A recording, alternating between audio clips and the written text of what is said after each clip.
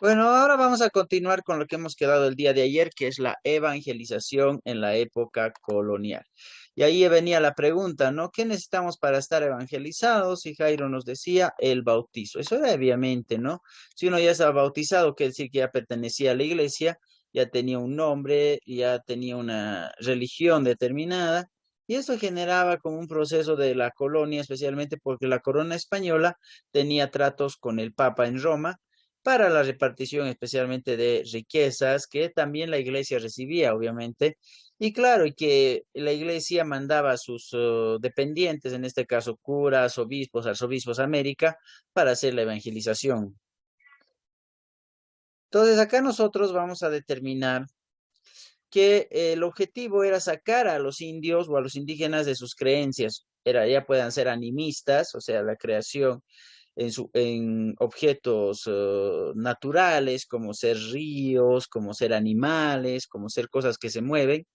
Y de esa forma también los indígenas eran politeístas porque no solamente adoraban al sol, a la luna, a la tierra, a las estrellas y demás.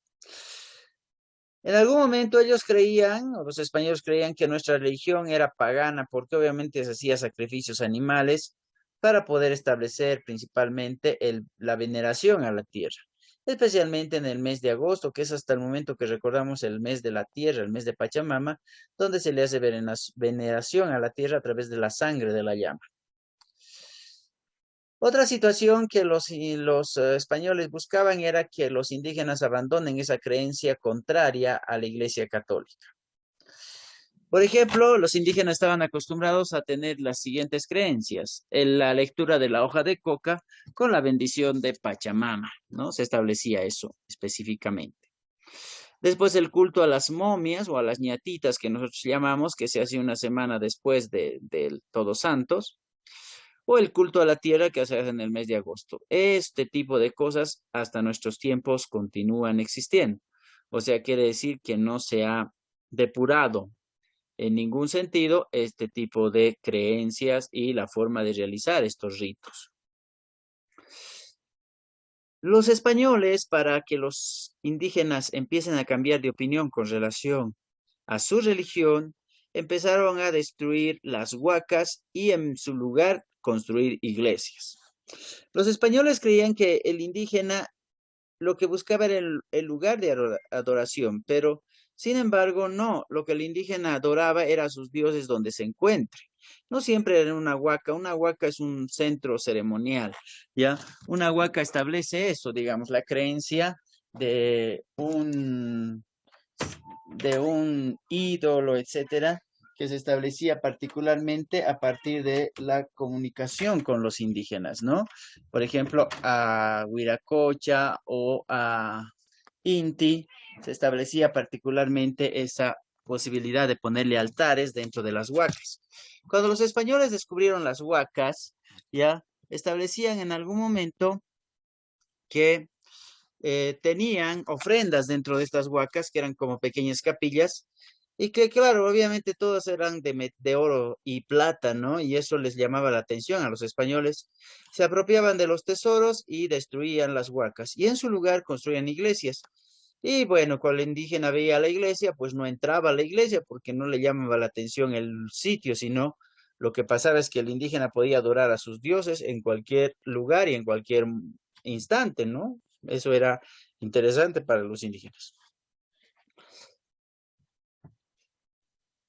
Después vamos a tener nosotros que una forma de evangelizar al indígena fue justamente el catecismo.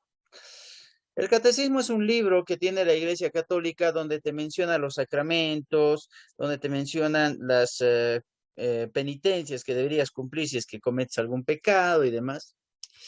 Entonces, el catecismo para evangelizar al indígena lo tuvieron que traducir al idioma quechua y aymara para que el indígena pueda entender lo que dice ahí, ¿no? Entonces, acá lo hacían los curas doctrineros para que puedan ellos ser evangelizados. Y en algún momento también se establecía que hubiera el sacerdocio indígena para un mejor control, sometiéndolo al indígena a ser solamente una parte de servidor de la iglesia pero no así ser parte de una autoridad religiosa, sino simplemente como el conversor de los mismos indígenas. La organización de la iglesia estaba constituida por jerarquías y vamos a tener como base elemental o el cargo más alto en América, que es el arzobispado. Después seguía el obispado y finalmente las parroquias. Las parroquias se dividían en tres, uno que eran las doctrinas, que era para el pueblo español, las doctrinas indígenas para los nativos, estos se llamaban reducciones, y establecemos las misiones también, que eran lugares alejados, ¿no? Especialmente en la selva, donde estaban los misioneros jesuitas y los misioneros franciscanos, ¿sí? Entonces ahí se establecía particularmente esa situación, ¿ya?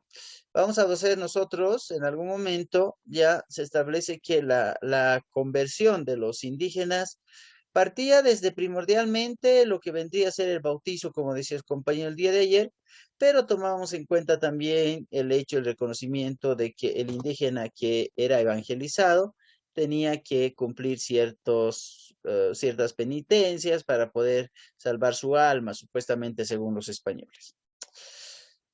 Bueno, los frailes o misioneros tenían más contacto con los indígenas en la vida diaria, ¿no? Especialmente en la zona de Mojos y Chiquitos. Eso les correspondió necesariamente a los jesuitas, quienes fueron expulsados de América en el año 1767 por Luis, ya se me fue el nombre, a ver, Luis XIV, creo que, ¿sí? Eh, La educación, la educación necesariamente se establecía a partir del bautizo que se realizaba a los indígenas, ¿no? Y normalmente, en algún momento, cuando los misioneros establecían el bautizo también como base de creencia, decían, ¿no?, que los indios ya estaban convertidos a la iglesia y que lo más importante era apoyarlos y colaborarlos en sus diferentes situaciones de progreso. Enseñarle al indígena la música, enseñarle al indígena el arte, las misas cantadas, era parte primordial del proceso de la evangelización. Muchas veces había fiestas donde las misas eran óperas totales, porque toda la misa era cantada y entonada en voces de los niños con los violines como elemento de introducción, como fondo de música, etcétera. Entonces establecía eso. Bueno, la iglesia se divide en dos cleros, el clero secular y el clero regular.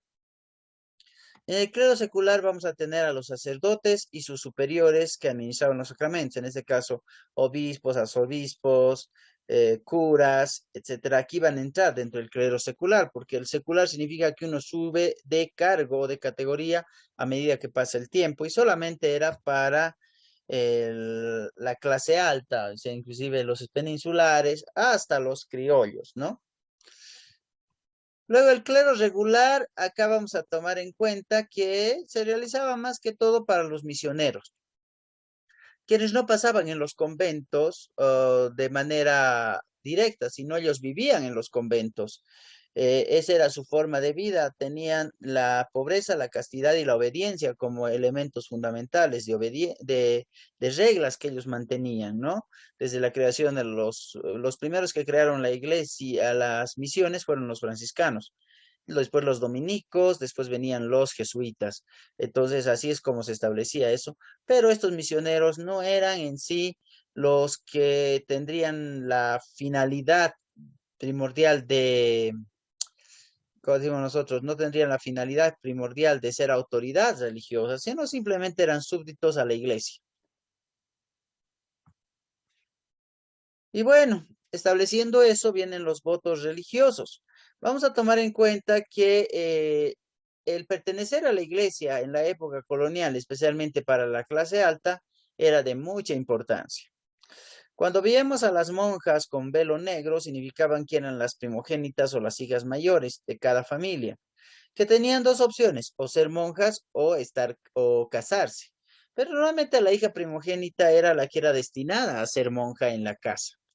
En el caso de los varones, el hijo mayor era el que estaba destinado a ser cura, ¿no? Y tendría que pasar en su tiempo recluido principalmente en los monasterios para sacar una orden religiosa. Y claro, y la familia que veía que uno de sus miembros pertenecería a la iglesia, se consideraría una familia que ya tendría como una especie de salvación, ¿no? Pues el tener un miembro de la familia en la iglesia determinaba en algún momento el hecho de que esa familia sea reconocida tanto por la parte elitista en la época colonial como por la parte de España, ¿no? En el caso del reconocimiento en la corona. Bueno, vamos a hablar acerca de la extirpación de idolatrías. Y cuando hablamos de extirpar, quiere decir sacar, sacar la creencia. Vamos a nosotros identificar que los españoles cuando llegaron a América tenían la finalidad de evangelizar. Pero ¿qué pasó? Dentro de ese entorno constante en el cual se ha ido enfocando la historia, había muchos indígenas que sí se hacían bautizar, pero que aún así adoraban a sus dioses. Eso significaba para el español un fracaso, porque obviamente si el indígena se había hecho bautizar, significaba que renunciaba también a sus dioses. Muchos de los indígenas ya violaron su regla de oro, que es el de no mentir, y en algún momento decían que sí creían en su dios, en el dios de los españoles, pero que en realidad por dentro, muy adentro, su fe era mucho más allá, arraigada hacia sus propios dioses. Entonces ahí es donde nace la idea de la extirpación de idolatrías, sacarle al indígena toda esa creencia de sus dioses e imponerle una religión y una creencia de un mismo dios. Esta extirpación de idolatría se la cumplió en dos fases. La primera fase indicaba que si el indígena era bautizado y después era encontrado adorando a sus ídolos, simplemente recibiría látigos de castigo en la plaza. Sin embargo, aquel indígena que no se hacía bautizar y era encontrado adorando a sus a sus ídolos, perdón, establecía en algún momento que debería ser castigado de la siguiente forma. Se le raparía la cabeza, se le pondría semidesnudo sobre el lomo de una llama, se le amasaría las manos y se le haría hacer una especie de vueltas sobre cada uno de los pueblos, de las comunidades, para que por medio de la inanición o del hambre, este vaya muriendo poco a poco. O sea, en fin, o sea, la extirpación implicaba de que, obviamente, los indígenas iban a dejar de existir si es que creían en un dios que no fuera el de los españoles. Pero vamos a tomar en cuenta que hasta nuestros días estas prácticas no se han exterminado por completo, ya que en algún momento, ya, los españoles han tenido que aplicar el sincretismo.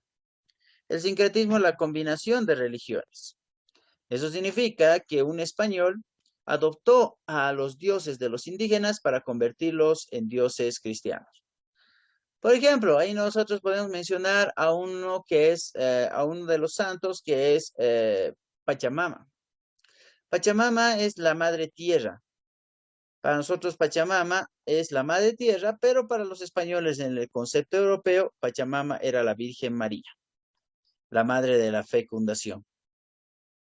Después vamos a tomar en cuenta otro de los dioses o de los dioses de los indígenas, que era Illapa, que era un cerro, era un apututelar. Illapa, al ser un apututelar, entonces los españoles le dieron cuerpo y le convirtieron en Tata Santiago, ¿no? Que es el que tiene fiesta el 25 de julio, ¿ya? Entonces se establece de eso. ¿Y qué hablamos de Huiracocha? Para los indígenas, Huiracocha era el dios creador, para los españoles va a ser Jehová. Entonces, como que medio vamos fusionando, ¿no? Esas ideas de la religión y de los santos y ese entorno que nosotros vemos y que hasta nuestros días no se ha perdido. Y claro, y si nosotros hacemos un constante análisis, sabemos que ahora los prestes que se dan en las comunidades también infieren una misa católica antes de la danza, ¿no? Y que obviamente eso genera una especie de sincretismo porque es la combinación entre lo andino, lo nuestro y lo que viene de afuera, que es lo europeo. Entonces quiere decir que la práctica del exterminio de idolatrías Eso fue como que de repente simplemente una teoría basada en que sí los dioses de los españoles estuvieron presentes en la vida de los indígenas, pero que en realidad quienes tuvieron que adecuar esos dioses de los indígenas a la creencia fueron los propios españoles. Entonces ahí nosotros vamos a ir viendo ese análisis, ¿ya? Entonces hasta ahí tendríamos lo que es la relacionado a la época colonial. Muy bien. Ok, ¿alguna pregunta hasta acá, Jairo? No, profesor. Ok, Katia. No, profesor. Muy bien, jóvenes. Ok, perfecto. Ok, ahora vamos a hacer nuestro resumen para poder entender un poco más este tema de la época colonial y no tener complicaciones al momento de ser evaluados. Muy bien. Ok, vamos a compartir la pizarra para poder hacer el resumen.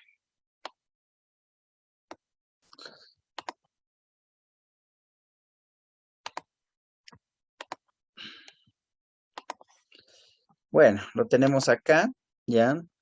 Vamos a establecer nosotros en este resumen las cosas que hemos ido viendo desde el día de ayer hasta el día de hoy, ¿ya? Entonces, así necesitamos también participación. Ustedes me tienen que colaborar para hacer este resumen, pues para ver qué tanto nos recordamos de esta época. Muy bien. Entonces, hablemos de la época colonial. En América, en la parte del Alto Perú, del Perú, como tú quieras llamar el Tahuantinsuyo, vamos a ponerlo desde el año 1533, ¿ya? Hasta el año 1825. ¿Está bien? La época colonial. ¿Ya? Bueno, habíamos visto, ¿ya? En la época de la conquista, se encontraba como rey, ¿quién? Ayudémonos ahí. ¿Quién era el rey?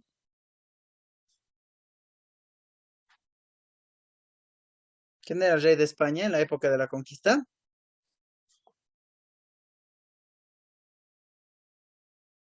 Felipe II. Muy bien, Felipe II. Esto lo vamos a negrear para que nos acordemos, ¿ya? Ok. Entonces, Felipe II estuvo desde el año, más o menos desde el año 1524 como rey, ¿no? Y nosotros estamos hablando del año 1532, o sea que no está tan lejos, ¿ya? Ok, muy bien, ¿ya? Ok. Las instituciones que trabajaban o que pertenecían a la corona en España eran, ¿qué instituciones eran las que pertenecían a la corona en España? A ver, recordemos.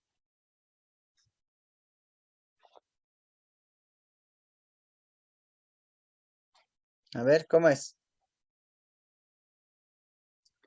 Jairo, Katia, Marisol, a ver, ¿qué me dice?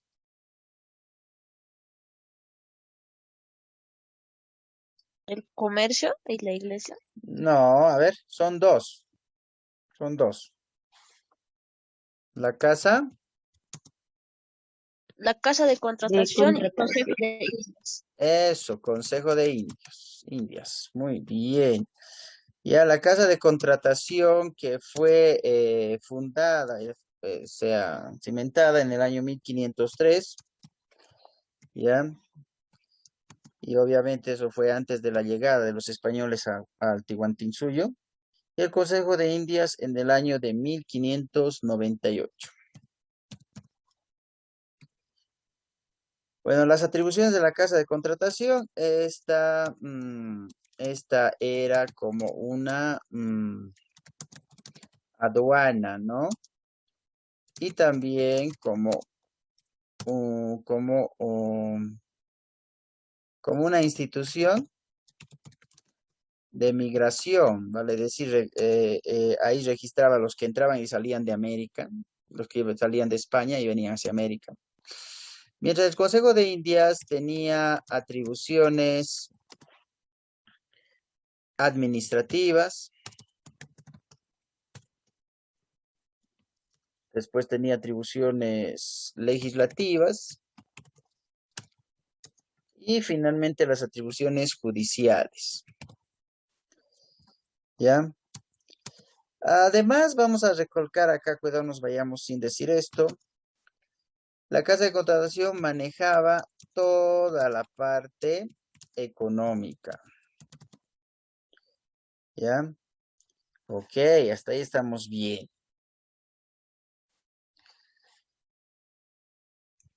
Las instituciones en América eran, ahí, a ver, ayúdenme. Primero están los, Visellas, eso, virreinatos, luego, capitanías generales, muy bien. Gobernaciones, gobernaciones, Eso, gobernaciones, Real Audiencia muy bien. y cabildos. cabildo, Eso, cabildo, cabildos, muy bien. ¿Ya? instituciones américas, Así es. Y si digo aquí los virreinatos, ¿quiénes trabajaban en los virreinatos? ¿A la cabeza de quién estaban? máxima autoridad, máximo civil y militar. ¿A la cabeza A de? la máxima, sí, Autoridad. ¿Quién se llamaba la autoridad de estos virreinatos? A ver. Era él, segundo, virrey, muy Felipe, bien. Eso. En las capitanías generales, el capitán territorio no capis, general. En las gobernaciones,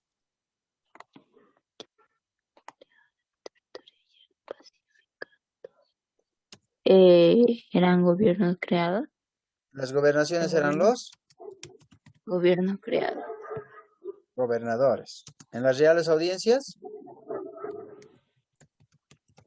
lo, El Supremo Tribunal. eso, los oidores o magistrados, ¿no? Y en los cabildos, fijaba precios, aseo de la ciudad, administrador de corregidores. ¿Sí? ¿Ya? Ok, muy bien. Ahora ahí viene la pregunta, ¿no? Estos cargos de ser virrey, capitán general, gobernador, oidor, corregidor, ¿estaba a cargo de quién? ¿Cuál era la clase social a la cual podía obtener este cargo, podía optar este cargo? A ver. podría ser de la realeza, Ya, los vamos aquí a parientes de poner. la realeza, Aquí vamos a poner un cuadrito para que se pueda, ¿ya? Los que podían optar este cargo, los parientes, los a estos cargos, solo eran los peninsulares peninsulares, o los criollos. peninsulares o criollos. Así es, ¿ya? Entonces, para recordarnos, por ahí no entraban los mestizos, ahí no entraban los indígenas, no, ¿sí? Solamente eran peninsulares o Peninsulares solamente o eran criollos. criollos. Ok, Peninsulares muy o criollos. bien. Los virreinatos eran, y aquí nombramos a los 4 virreinatos. A ver, ¿cuál era el primero? Virreinato de la España. Eso, Nueva España. Después, Virreinato del Perú, virreinato del Perú. Muy bien, después, Nueva Granada, Nueva eso, Granada, Nueva y Granada y Virreinato de la Plata. eso, muy bien. De la Plata, eso. Ya. 1535. 1535, muy bien. ¿El otro?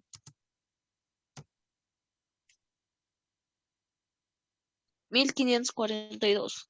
Eso. ¿El otro?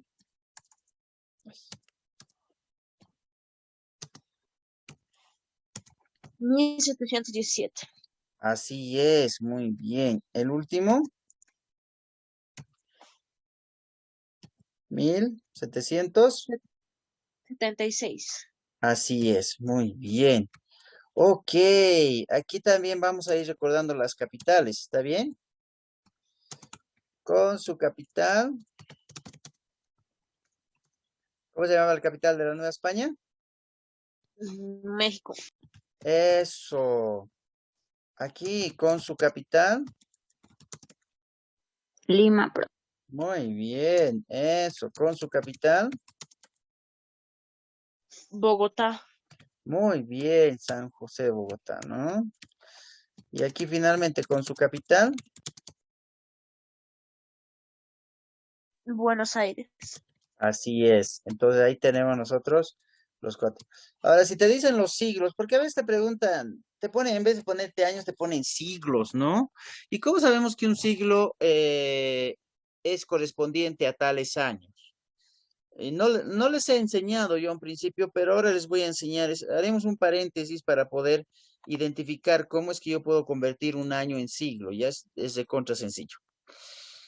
Es un paréntesis. Un siglo es igual a 100 años. Entonces, quiere decir que es del 1 hasta el 100. Ahí nos vendría a ser el siglo número, un siglo, el primer siglo. ¿Ya? Del 1 al 100. Entonces, si yo digo acá, de 1501 a 1600, ¿qué siglo sería? Si es del 1 al 100, a ver.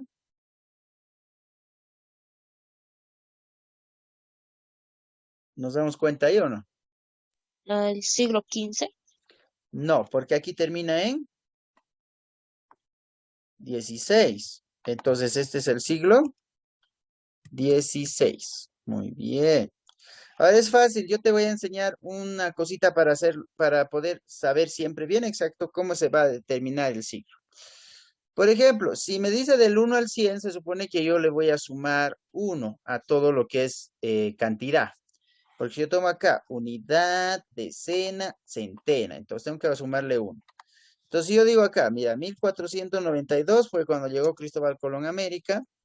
Y entonces lo que voy a agarrar es solamente este dígito, ¿ya? Ahí voy a pintarlo, ese dígito, ¿va? ¿Ya? Y entonces lo que voy a hacer es sumar 1, más 1 me va a dar en total 15.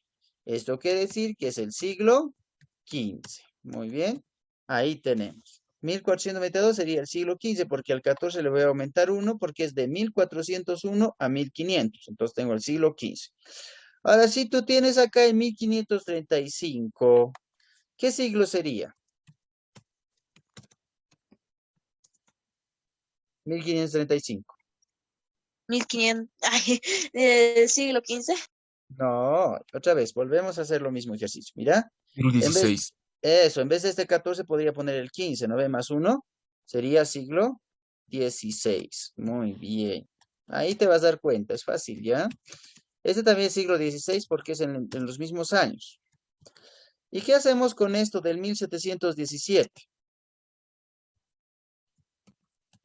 Siglo XVIII, Eso, ¿cómo sabes que es siglo 18? porque se suma uno. Eso, ya hemos aprendido, ¿no ven? Mira, en 2 minutos y eso casi nada hemos aprendido cómo convertir de años a siglos. ¿Sí? Muy bien. Entonces, por eso esto es importante, eso es importante. Es matemática, obviamente, pero también tiene que ver con la historia, porque en la historia hablamos mucho de siglos, ¿no? De tal siglo a tal siglo, esto y demás, ¿no? Entonces se establecía principalmente eso, ¿ya? Ok, muy bien. Vamos a borrar esto para que no nos confundamos. Bueno, ya sabemos cómo identificar ciclos, ¿ya? La economía,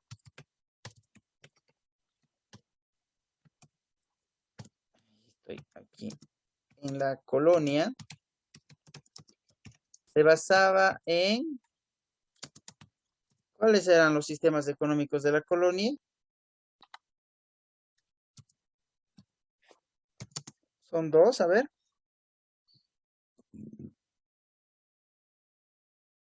¿Tenemos?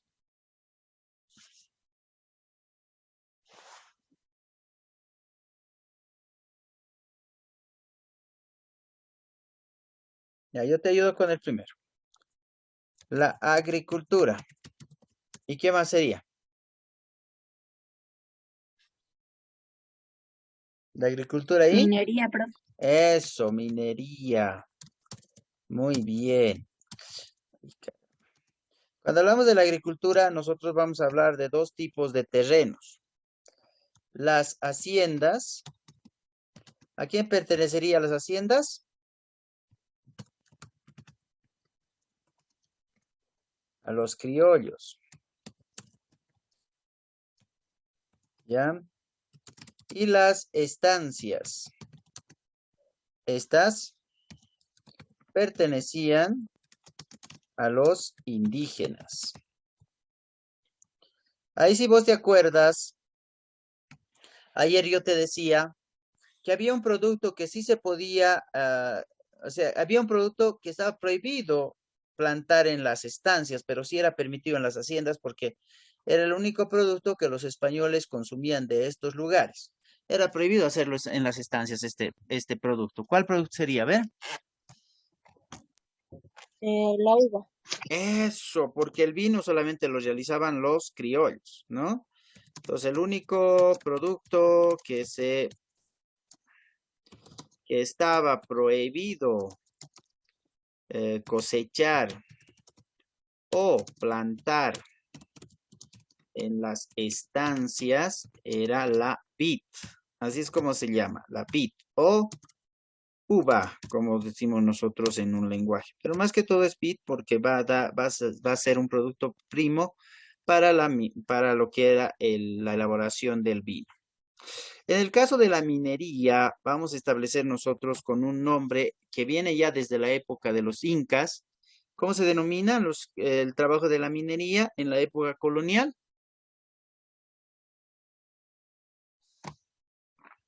¿Cómo se denomina? Eso, mita, muy bien. Eso viene desde la época, donde los indígenas trabajaban desde los 18 años hasta los 53, si no me equivoco, profe. 55 años. Muy bien. Y ahora otro tipo de forma de economía que nosotros lo vimos más adelante eran los obrajes, ¿ya? Los obrajes. Que esto se establecía a través de, se refería más que todo a la producción de textiles, ¿ya? En un primer momento, con lana de oveja, que se traía importada desde Holanda, posteriormente con algodón. Ya, estos obrajes solamente eran para textiles para los españoles. Muy bien. Ok, ahí está, ahí estamos bien. ¿Ves que estamos repasando muy bien? No es tan complicado, como ustedes lo pueden ver, parecía, pero en realidad el contenido es muy interesante. ¿Ya? En las distribuciones de tierras tenemos, ahí vamos a ponerlo, tenemos la encomienda, las encomiendas, vamos a pluralizar porque no es solamente una, las encomiendas, las reducciones. Bueno, las encomiendas eran terrenos privados que estaban al mando de un encomendero, quien tenía dos tareas: evangelizar y cobrar tributos. ¿Ya? Evangelizar y cobrar tributos. ¿Ok? Pero con el pasar del tiempo solamente hizo una de esas tareas y la otra no. Luego, como no evangelizaba, el rey decidió depurarlos, o sea, asesinarlos, y destinar ese cargo a sujetos de clase alta. Pues antes de él, el título de encomendero lo destinaba el gobernador, ¿ya?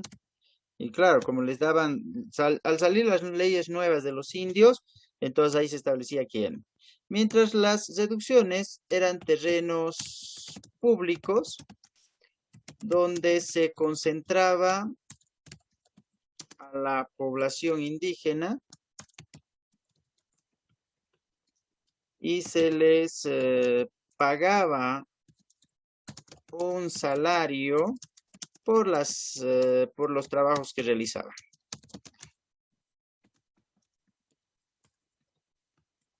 Impulsada por Francisco de Toledo, ¿ya? Francisco de Toledo, virrey del Perú, ¿ya? Ahí vamos a tener nosotros estos terrenos, ¿no? Que van a pertenecer netamente a la corona, donde se van a concentrar los indígenas y vamos a nosotros identificar ya como terrenos públicos, ¿ya? Porque pertenecían a la corona, ¿no? Entonces hasta ahí yo creo que es un poco más claro relacionado a las encomiendas y a las reducciones, ¿ya? Luego vámonos con lo que es la sociedad en la colonia. Y ahí ustedes también me van a ir ayudando porque ya ustedes se deben acordar. ¿A quién tenemos primero en la clase social alta? A ver.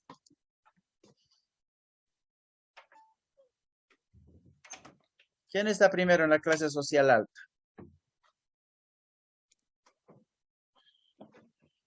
Vamos recordando, ¿ven? El rey. No, en la sociedad. Tenemos a los penin.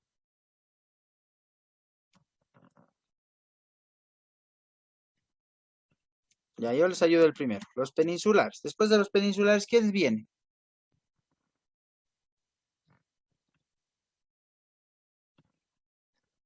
Los criollos. Muy bien. Después, Mestizos. Los eso. mestizos, Después, mulatos, no, los mestizos está bien. Después, indios, indígenas. Muy bien. Y finalmente, Los negros. negros, ¿no? Eso, los esclavos. Vamos a bajar estito para... eh, eso, muy bien. Ahora bien, vamos a hablar nosotros la diferencia entre esto, ¿ya? Los peninsulares eran, aquí yo les voy a poner la opción, ¿eran casta o eran raza?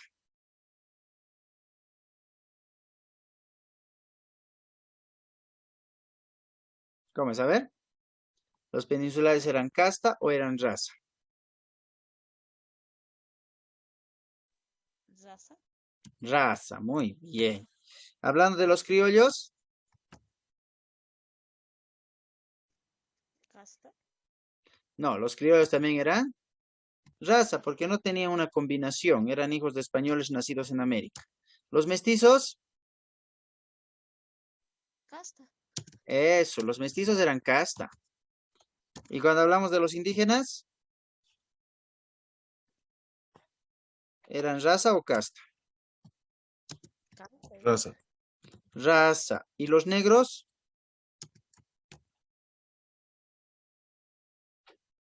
extranjeros, Los negros eran raza también, porque eran solo, no estaban mezclados. O sea, ¿qué nos quiere decir? Que una raza no es una combinación, ¿sí? Sin embargo, una casta sí. Por ejemplo, vamos a tener nosotros blanco con negro. Eso nos da mulato. Blanco con indio. Eso nos da mestizo. Indio con negro. Eso nos da sambo. O sea que estos son casta, ¿ya? No son raza, porque es una mezcla de una raza con otra. Entonces es una mezcla y ahí nos va a dar nosotros lo que vendría a ser una casta, ¿ya? Entonces ahí nosotros, por ejemplo, en el cuadro que vimos en la distribución social, habíamos visto en la parte de las castas a los mestizos, a los mulatos y a los zambos, ¿no? Y ahí los tenemos, cómo es que se han originado estos, ¿ya? Lo que voy a pintar acá, esto de aquí, vamos a pintarlo.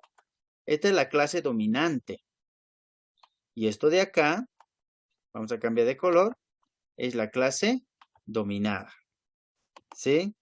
Entonces ya tenemos acá la clase dominante, que son peninsulares, criollos, mestizos, y la clase dominada, que son indígenas y esclavos negros. ¿Sí? Ahí vamos nosotros indicando eso, mencionando eso. Muy bien. Entonces, para que no se nos quede. ¿Estaba un poco más claro ahora, Jairo?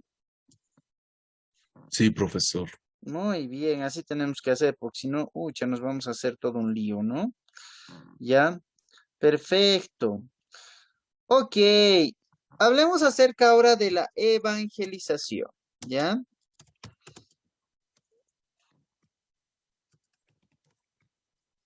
Muy bien. Habíamos dicho que la evangelización comenzaba con él. ¿Cómo decía Jairo ayer? Bautizo. Eso, comenzaba con el bautizo, ¿sí? Ok, muy bien. Entonces, después de eso, la evangelización también se daba por medio del catecismo, que estaba traducido ¿a qué idiomas?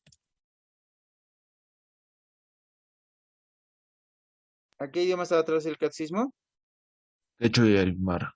Eso, al quechua y al aymara. ¿Ya? Después, ¿qué más podemos decir? Ah, los que evangelizaban a los indios o a los indígenas eran los curas, vamos a entre paréntesis, entre comillas, curas doctrineros. En las doctrinas del ¿cómo se decimos nosotros? Ah, de la República de Indios. Porque había República de Indios y República de Españoles.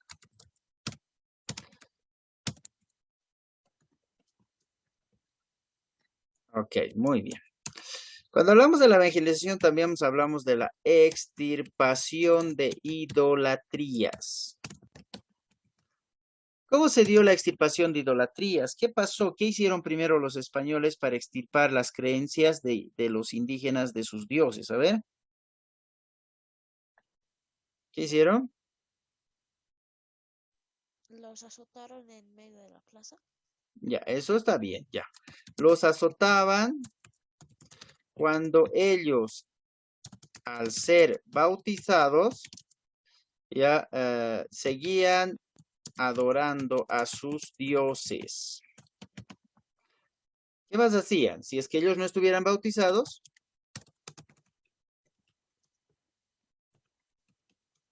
y los encontraban adorando a sus dioses. Ay, caramba.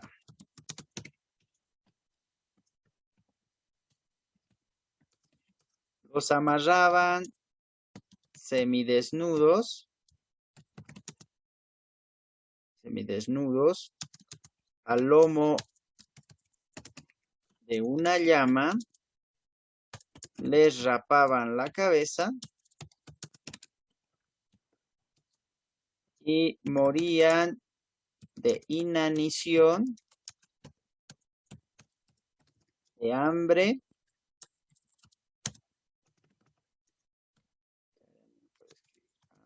y de sed.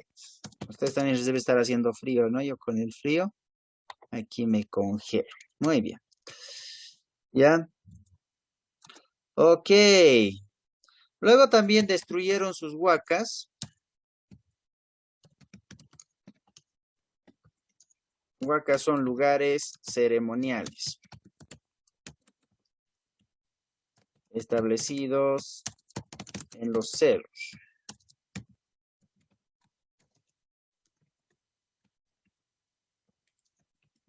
Construyeron iglesias en su lugar. Muy bien. Entonces, esta no funcionó, pues hasta nuestros días seguimos haciendo la creencia, ¿no? Constantemente de esto, ¿verdad? Muy bien. Ah, ya. Nos hemos olvidado de algo. Acá vamos a ponerlo para que no se nos vuele, ¿ya? Ok. La jerarquía de la iglesia. Estoy escribiendo.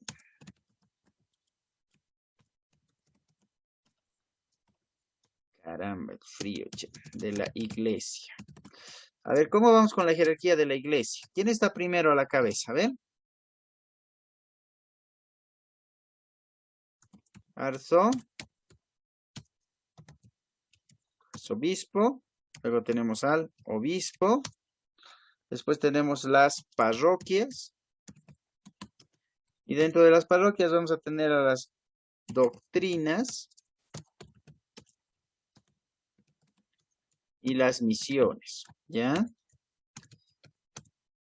Después también vamos a tener otra jerarquía, división de la iglesia.